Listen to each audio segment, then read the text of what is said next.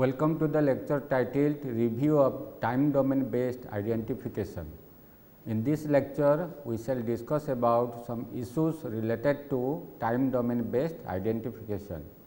Also, using some statistical measures, measurement error effects on the model parameter estimations will also be described.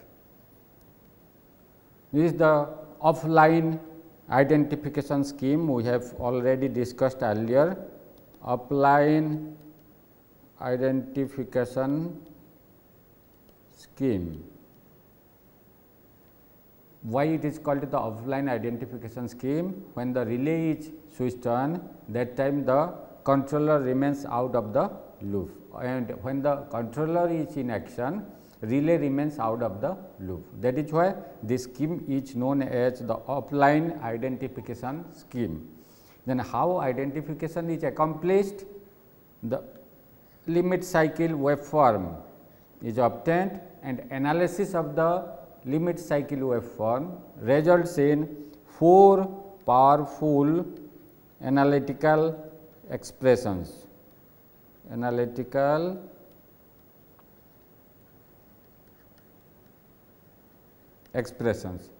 now, solving the set of analytical expressions, it is possible to identify the dynamics of a real time process in the form of transfer function models.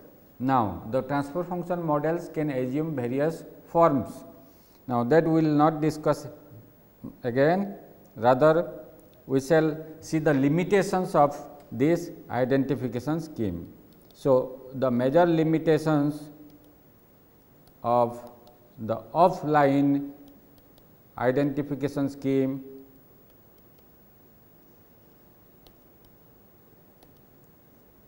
are: first, you need to solve a set of nonlinear equations using some nonlinear equation solver.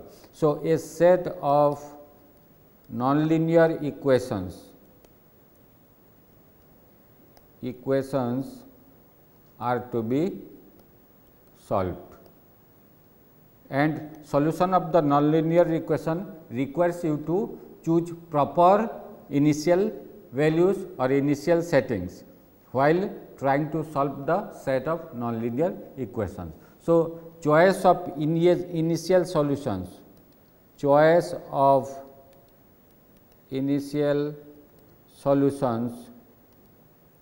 are of paramount important, means choice of initial solutions are to be proper. Next, controller is to be switched off. Controller is to be switched off while conducting the identification test or relay experiment. That means, the process operation will get disturbed. So, when the controller is switched off, normal operation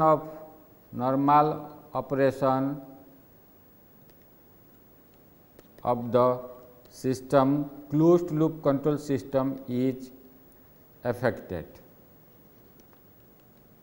Now, in the face of presence of static load disturbances, we may get inaccurate peaks, or the measurement of the limit cycle output may yield inaccurate measurements. So, static load disturbance may result in inaccurate measurements. And lastly, the measurement noise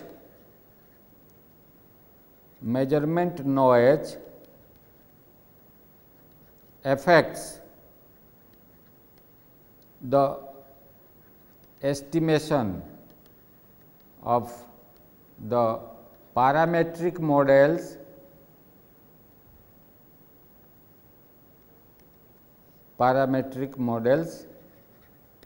So, measurement noise results in inaccurate measurements and which in turns may yield higher estimation errors, or the parameters may be estimated inaccurately. So, these are the 5 important limitations we have with the offline identification scheme. In spite of that, for each in analysis and for each in identification, offline identifications are often chosen or selected. Now, since measurement noise plays an important role, it will be nice to see the estimation errors resulting due to measurement noise. So, the presence of measurement noise leads to error in measurements, which indirectly gives identification error, and the identification errors can be quantified by using some statistical measure such as the standard deviation. So, the standard deviation for the estimation error can be given by this expression. What is that? Sigma q is equal to square root of sum of I equal to 1 to n del q upon del p I square sigma p I square. What are q, p and sigma? Sigma is the standard deviation. Now, q is a function of the parameters of the transfer function model. Sigma p I is the standard deviation of the variables. Those are there in the explicit or inexplicit expressions. Those are to be used for identification of transfer function models. Now, sigma q is the standard deviation of the estimated parameter, that is q. Let me give one simple example. Suppose some t is a function of theta by tau, let us say. Then how can I find the standard deviations? Now, sigma t will be equal to del t upon del theta square sigma theta square plus del t upon del tau square sigma tau square root. This is how we can find the effects of the parameters theta and t on the estimation value of capital T. Okay. So, this is how the standard deviations are found. Suppose theta is deviated by some value, tau is deviated by some value, then how much accuracy we have in the estimation of t can be obtained from sigma t or the standard deviation of t. So, using this, now we shall try to find the estimation errors associated with a first order plus date time model parameters. What is one first order plus date time transfer function model parameter? FOPDT model can be given in the form of GS is equal to k e to the power minus theta s upon T1 s plus minus 1. This is what we have already discussed earlier. Now, to estimate the parameters associated with this transfer function model, we have got some explicit expressions for T1 and theta, okay? And k can be found by some other technique or can be found from the measurement of the area of the output signal divided by the area of the input signal. Now, we have got expression for T1 h. T1 is given by plus T1 is given by minus plus tau divided by ln of Kh minus plus Ap divided by Kh plus minus Ap. So, this expression has already been derived in our earlier lecture. Similarly, the expression for theta is given as minus plus T1 times ln of Kh minus plus Ap divided by Kh. When you get this type of expressions, when we use symmetrical relay test, symmetrical relay experiment is conducted, then the analysis of the limit cycle waveform results in explicit expressions of these forms T1 and theta. Now, as I am telling, due to the measurement noise, it is possible to get inaccurate values for tau, k and Ap. These are the three measurements we are making. Now, assuming that k is also affected by the measurements of the ratio of output signal to the ratio of the input signal. Okay. So, let me find the standard deviation of T1 with respect to that of the tau or variations in tau, k and Ap. So, let me start with the basic expression. T1 is given as minus plus tau divided by ln of Kh minus plus Ap divided by Kh plus minus Ap. Let us write this in the form of minus plus tau divided by ln x, where x is equal to Kh minus plus Ap divided by Kh plus minus Ap. Why I have written in this form? So that I will be able to find the partial derivatives conveniently. Now, how much will be the partial derivative of T1 with respect to the tau? This will be equal to minus plus 1 upon ln x, and ln x is how much? That is ln x from here can be obtained as, or 1 upon ln x, 1 upon ln x will be equal to T1 divided by minus plus tau. So, substitution of that will give us is equal to minus plus 1 minus plus times your 1 upon this is equal to T1 by minus plus tau. So, minus plus will cancel out, giving us T1 upon tau. So, this is what I get, one partial derivative of the variable T1 with respect to the measurement tau. Similarly, we can find del T1 with respect to del Ap. Now, here you need to find this in the form of del T1 upon del x, because T1 is a function of x now. T1 is equal to minus plus tau upon ln x.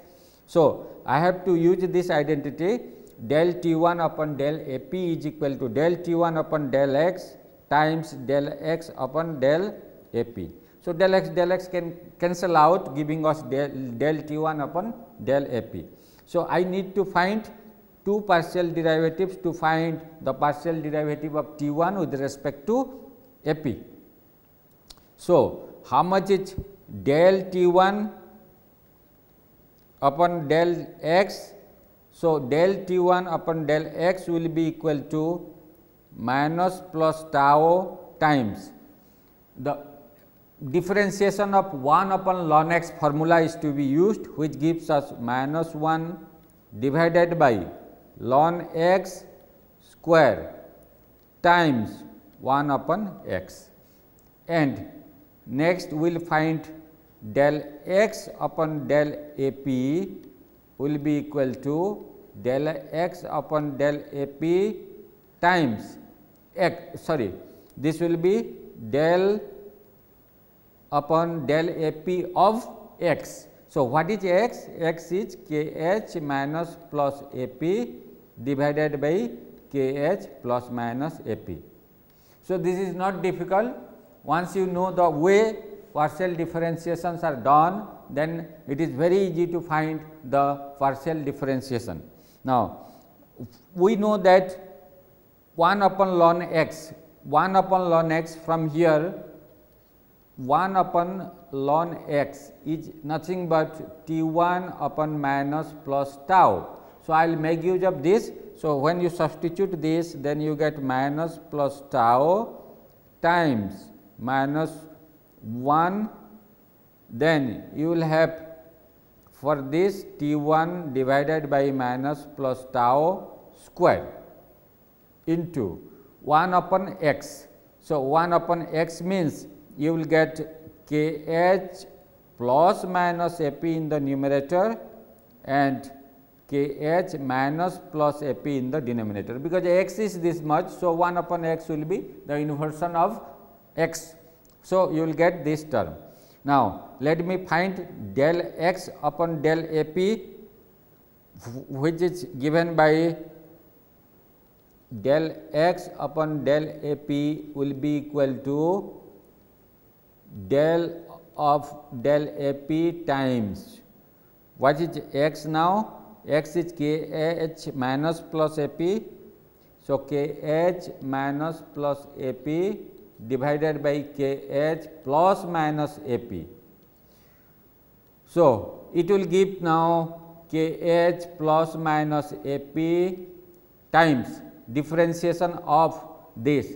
So, that will give your minus plus 1 minus, you will keep k h minus plus a p here times differentiation of this will give now plus minus 1 divided by k h plus minus a p square. So, this is how you find the partial derivative of x with respect to a p.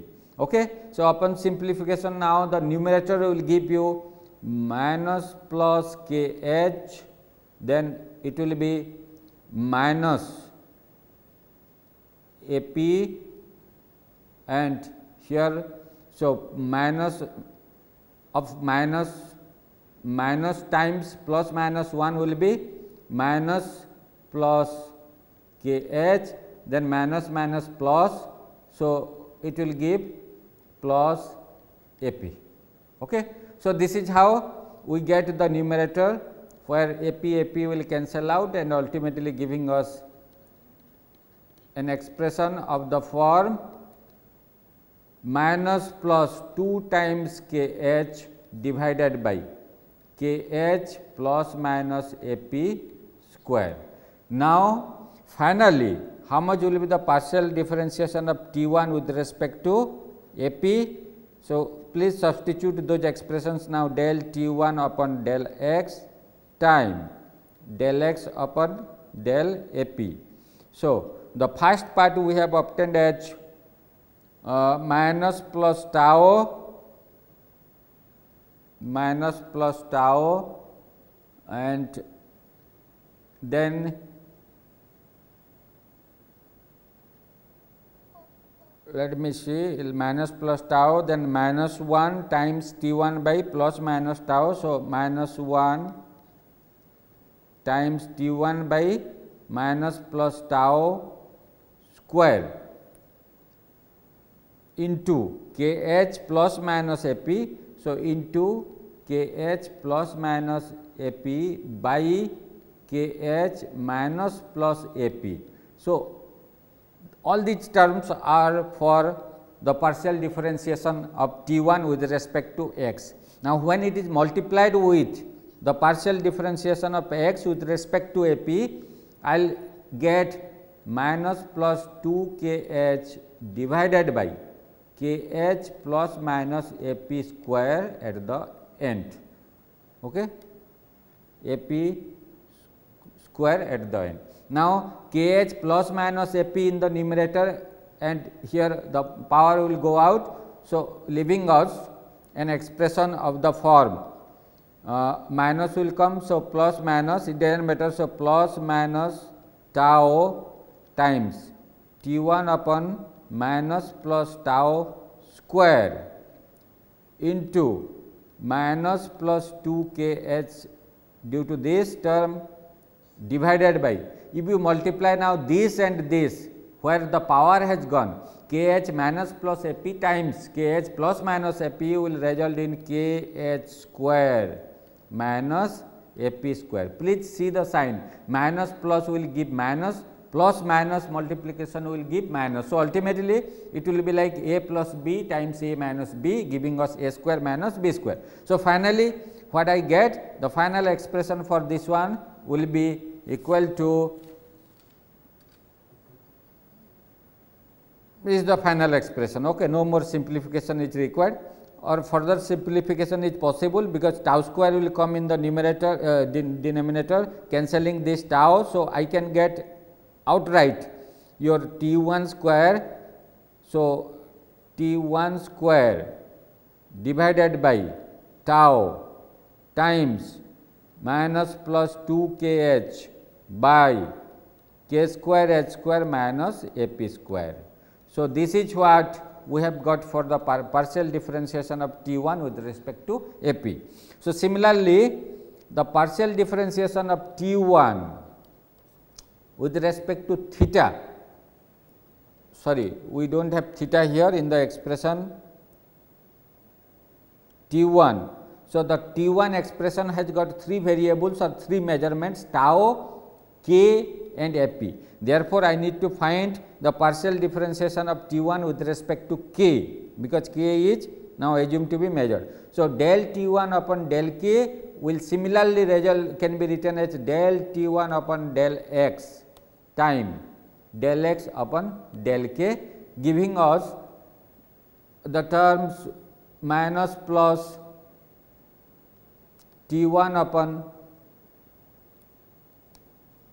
plus minus tau square times minus plus 2 APH now divided by k square h square, or you can outright write in the form of kh square minus AP square, sorry, kh square minus AP square. So, this is our third expression. Now, the finally, the standard deviation of T1 is given by the expression del T1 upon del tau square sigma tau square plus del T1 upon del AP square sigma AP square plus del T1 upon del k square sigma k square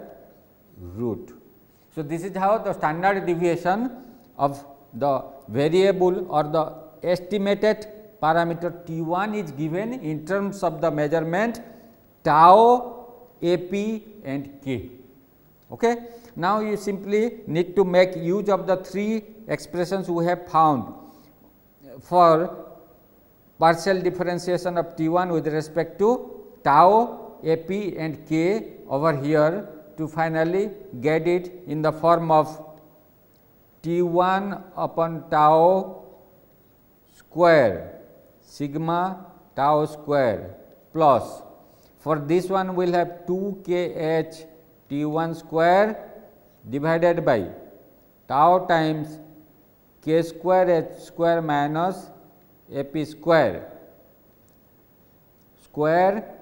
times sigma AP square plus, for this one already when you take the square, how do you get this one? So, you have already got terms like 2 AP H T1 square divided by tau K square H square minus AP square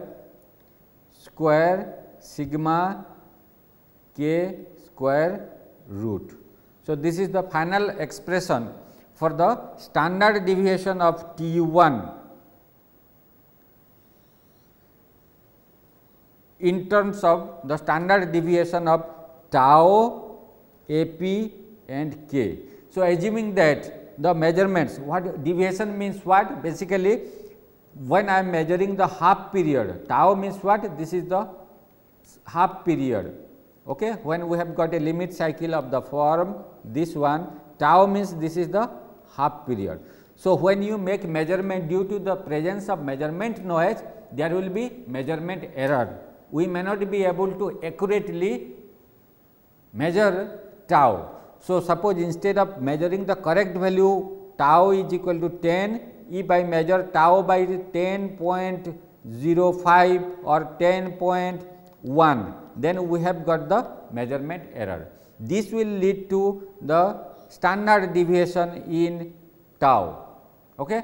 And that results in the standard deviation, deviating from the actual value or the accurate value. So, how much inaccuracy there is in the estimation of the parametric model T1 can be quantified using this expression. Okay. So, this is how the estimation errors are quantified using the statistical measure standard deviation.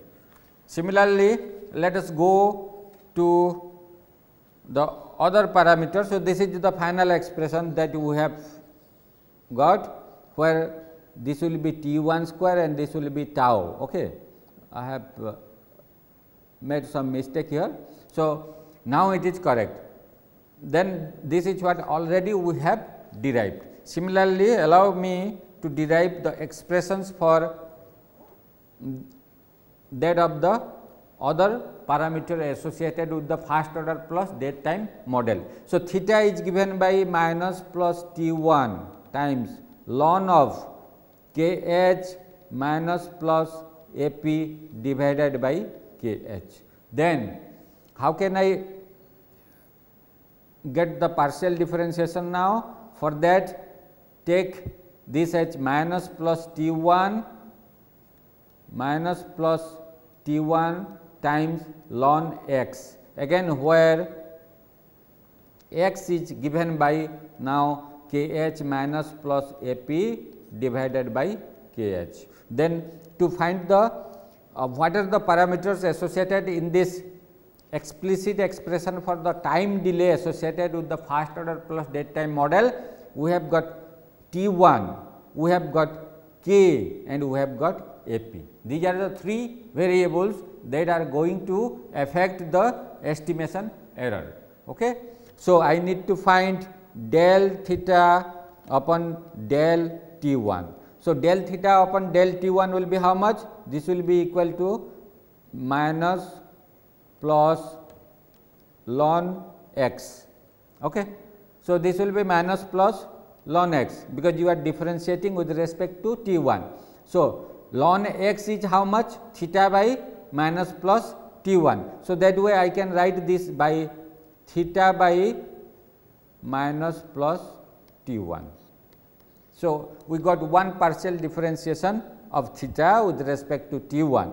Now, another partial differentiation of theta with respect to the variable del AP can be obtained in the form of again del theta upon del x times del x upon del AP. So, please use this to find the partial differentiation. Now, del theta upon del x will be minus plus T1 time differentiation of ln x is x, sorry, differentiation of ln x is 1 upon x only.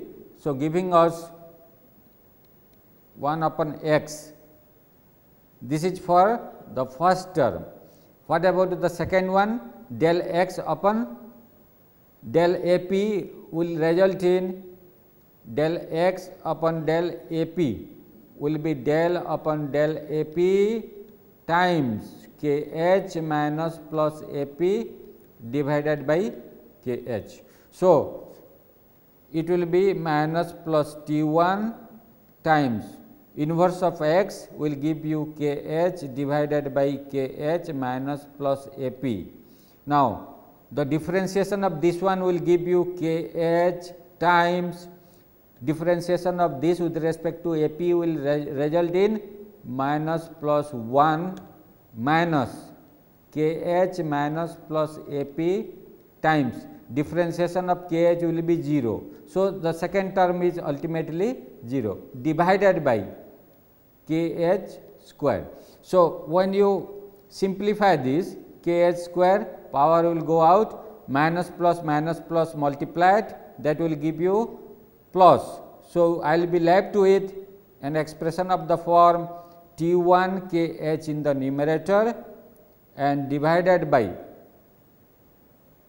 this k h again will cancel out. We have got k h here. So, k h will go out. So, in the numerator I will be left with T 1 only.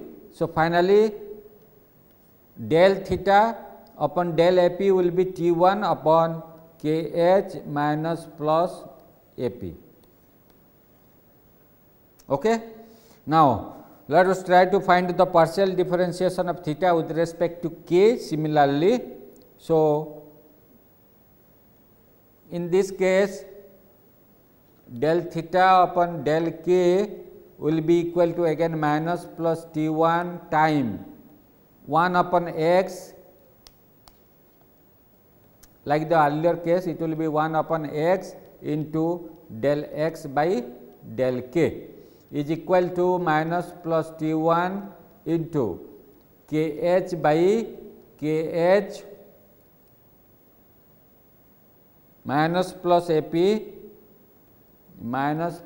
p into del of k h minus plus A p divided by k h upon del k. So, now the differentiation is to be found with respect to k. So, simplification will give now k h upon k h minus plus A p. This differentiation how to find? We can find this like the earlier case k h time differentiation with respect to k. So, it will leave as h then minus k h minus plus A p times differentiation of k h with respect to k, it will leave us h divided by k h square. So, I will cancel this, giving us minus plus T 1 divided by k h times k h minus plus A p into the numerator of the last expression. So, how much it will be? K h square minus k h square minus is there, therefore, we will be left with plus minus A p h. So, you have got A p h finally, and due to this minus plus multiplication of minus plus with plus minus, you will get a minus here, leaving us in the numerator minus T 1 A p h divided by k h minus plus A p. So, further simplification can be obtained, leaving us minus T 1 A p divided by k h minus plus A p.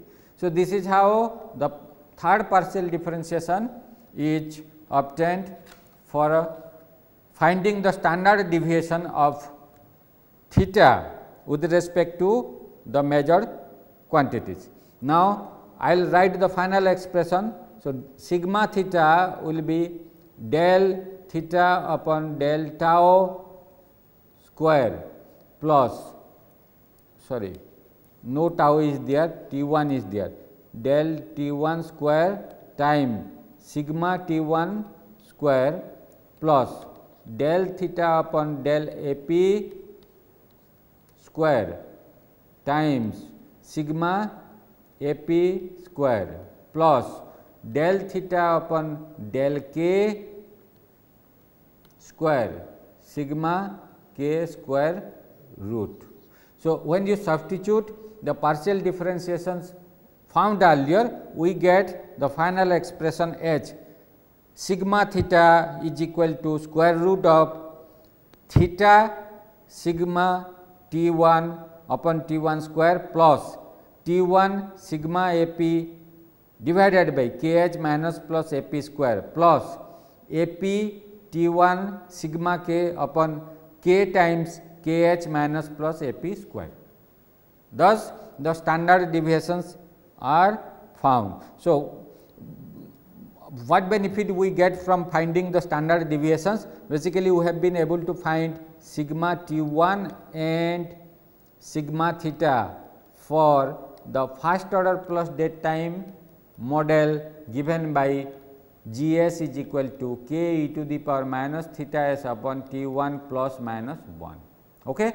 So, when there are measurement errors in the measurement of half period tau, the peak amplitude AP and the steady state gain K, then the estimated parameters will be subjected to standard deviations of sigma T1 and sigma theta.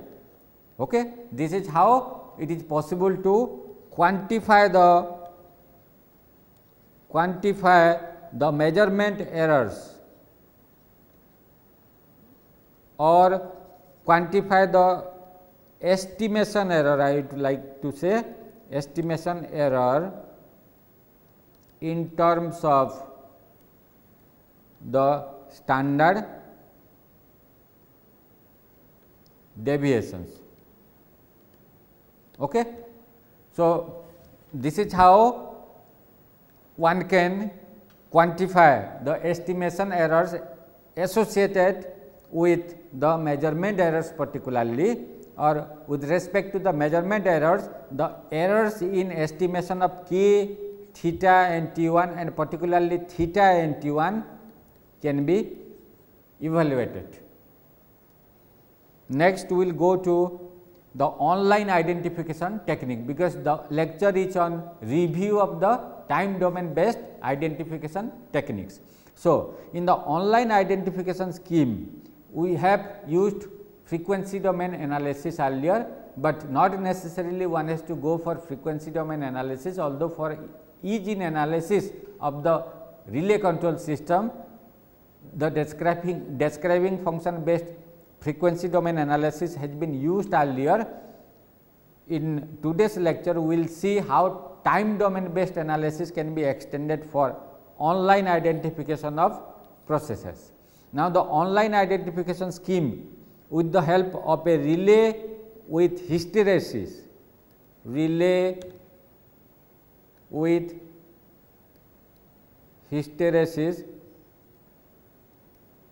will be described very briefly.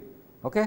So, this is an online identification scheme, because the controller remains in operation throughout the operation of the process, even during identification of the process. Therefore, this scheme is known as the online identification scheme, and we have a hell lot of advantages compared to the offline identification scheme we have described earlier. Now, let the process dynamics be described by a transfer function of the form GPS is equal to k e to the power minus theta s upon tau s plus 1. So, please do not confuse. Now, the tau here represents the time constant of the process, time constant of the process, not the measurement parameter. Okay. Similarly, the PI controller that is employed in this online scheme has the form C 0 S is equal to KCO plus KIOS. Why the subscript O is there? That is for initial value when you are conducting some relay test or experiment. and after relay test and experiment, then the C or the controller will be CS. Okay? I believe you have followed. So, at the time of relay test, the controller dynamics is given by KCO and KIO parameters, with the help of KCO and KIO parameters. Now, if you draw the equivalent circuit diagram of this block diagram, then what relay is basically? So, the relay will be subjected to, this is your relay with hysteresis, then you will have the process GS, negative feedback, and you have got the controller C0S present here. Okay. So, the relay is basically a dynamics of this form. So, fictitious transfer function model, which the relay is becomes Ys upon U1s. Where is U1s? U1 is here. Okay. Then the transfer function between y and U1 can be expressed in the form of k e to the power minus theta s upon tau s plus 1 plus k KCO e to the power minus theta s plus k KIO upon s e to the power minus theta s. So, what benefit you are getting from this fictitious transfer function model? This helps in the identification of the system in time domain. In place of using the frequency domain, I can use the state space analysis for identification of online identification of the system. How the state space model of this fictitious transfer function model can be found? So, the state space model or state space equations can be obtained H given y s upon u 1 s H k e to the power minus theta s upon k e to the power minus theta s upon tau s plus 1 plus k k c o e to the power minus theta s plus k k I o divided by s e to the power minus theta s. Now, cross multiply and write the expression in the form of the differential equation giving us tau y dot t plus y t plus k k c o y t minus theta plus integration of k k I o y t minus theta dt is equal to k times u 1 t minus theta. So, this is how when you cross multiply these terms and take the inverse Laplace transform, we get the differential equation of this form. So, let x t the state variable be y t, resulting in an expression of the form tau x dot t plus x t plus k k c o x t minus theta plus integral of k k I o x t minus theta dt is equal to k u 1 t minus theta, implies x dot t. So, let me introduce one variable. Suppose lambda is equal to minus 1 upon tau.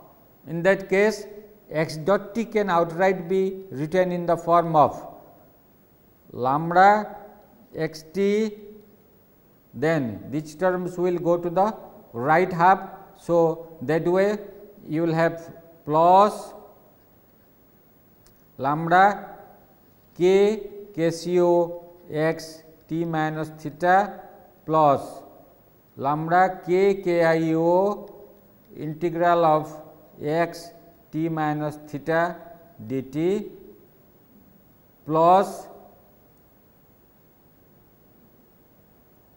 no, there will be minus, because this lambda is minus 1 upon tau, it is getting divided. So, minus k lambda u 1 t minus theta.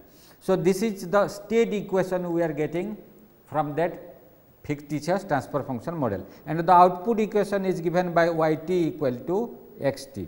Now, using the state and output equations and the limit cycle waveform, then now it is possible to find analytical expressions for the zero crossings and for the peak amplitudes, and how to find the expressions for zero crossings and peak amplitudes have been described in our earlier lectures. Okay.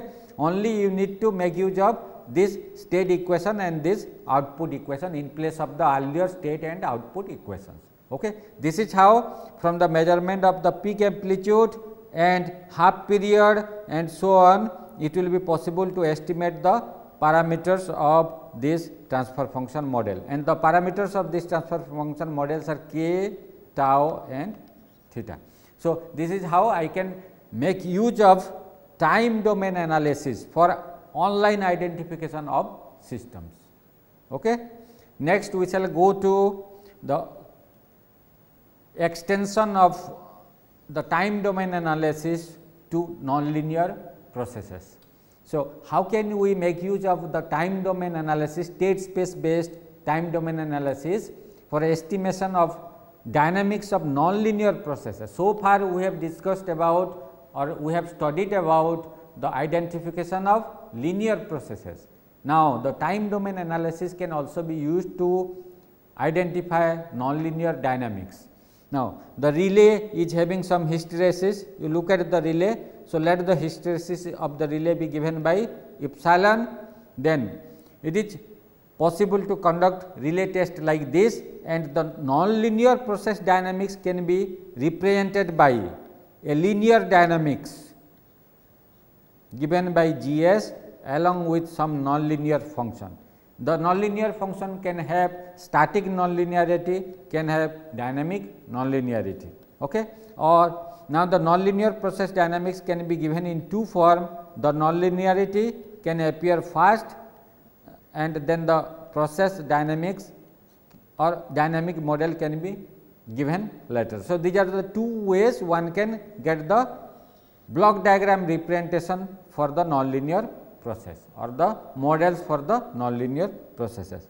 Now, how can you estimate, how can you find, ascertain that you will go for identification of linear system or nonlinear system? Now, as I have already described, when the nonlinear system dynamics is given by this model, then we get some Wiener type model. This is called Wiener type nonlinear process model for nonlinear dynamics associated with a system. And the second type of representation of nonlinear dynamics in the form of block diagram is known as the Hammerstein type. Okay? Now, relay test is conducted with the relay having hysteresis, and one parameter AU is measured. What is AU? Now, AU is equal to H times T plus minus T minus. So, what are T plus and T minus? T plus and T minus are the width of the limit cycle output signal. For positive output, you get this as T plus, and for the negative output, the time from here to here, the next zero crossing is shown by T minus. So, using this information, when AU is equal to 0, then you can go for identification of a linear process model. When AU upon H, what is H? H is the relay setting and epsilon is the hysteresis with width associated with the relay. So, when this is satisfied, go for identification of an winner type model, and when this is satisfied, go for identification of an Hammerstein type model. Okay. So, this is how nonlinear process are identified. Now, let me summarize the lecture. Now, time domain based techniques can be extended for offline identification, can be used for online identification, and also can be used for identification of nonlinear process models. This is what we have not studied in any lecture so far earlier. Now, further, accuracy in estimation of model parameters can be quantified for simple process models like first order plus date time transfer function model using some statistical measures such as standard deviation. So, standard deviations or the sigmas. Okay. And lastly, any point to ponder? Should we go for time domain based identification or frequency domain based identification? So, we have studied two types of identification during our last lectures, where we have seen that one can make use of time domain based identifications and frequency domain based identification. Out of the two, although frequency domain based identification is quite easy or easier compared to the time domain based one, time domain based identification results in more accurate estimations,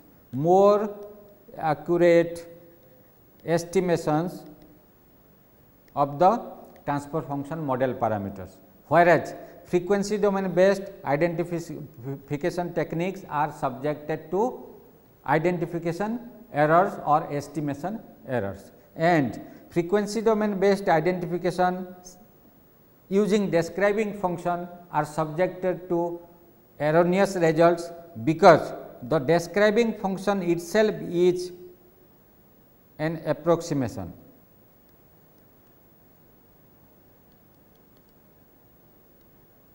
That is all in this lecture. Thanks.